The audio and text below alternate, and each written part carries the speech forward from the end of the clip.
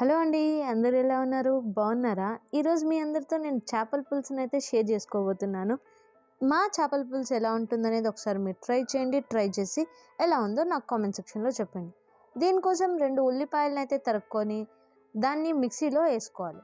దాని తర్వాత 2 టమాటాలు, వీటి రెండింటిని గ్రైండ్ చేసి పెట్టుకోవాలండి.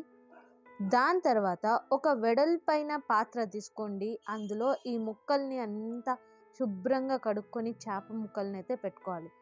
అందులో కొత్తిమీర, కరివేపాకు, మిరపకాయ, టమాటా, ఇట్లా పెద్ద పెద్ద సైజుగా టమాటా కోసుకొని అదైతే యాడ్ చేసుకోవాలి. మరియు కారం మీకు రుచికి తగ్గట్టు మీరు యాడ్ చేసుకోండి. పసుపు మరియు ధనియాల పొడి, జీలకర్ర, మెంతుల పొడి, ఉప్పు మీ రుచికి సరిపడా మీరు ఎంత కావాలంటే అంత యాడ్ చేసుకోండి.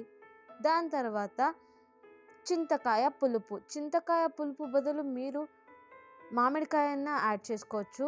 దాని తర్వాత కొబ్బరి పేస్టు మరియు ముందుగానే మనం పేస్ట్ చేసుకున్న ఆనియన్, టమాటోస్ యాడ్ చేసేసి బాగా మిక్స్ చేసేసి ఒక 3 గెరటెల నూనె, ఒక 1/4 లీటర్ నూనె అయినా వేయాలండి. దాని తర్వాత 2 ఫుల్ స్పూన్స్ నెయ్యి. చేప పులుసుకి నూనె మరియు నెయ్యి బరాబర్గా ఉంటేనే టేస్ట్ అండి. ఇట్లా కట్టెపొయ్యి మీద ఉంటే దానిపైన అయితే చేయండి. ఒక అర్ధ గంట దాకా అయితే వదిలేయాల.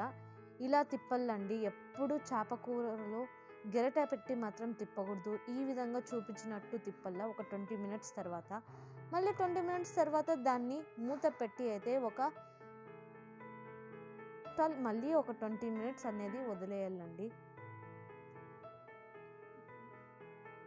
20 మినిట్స్ తర్వాత చూడండి, మన చేప కూర అయితే తయారైపోయింది. చూడండి ఎంత బాగా నూనె అనేది పైన వచ్చి నిలిచిందో.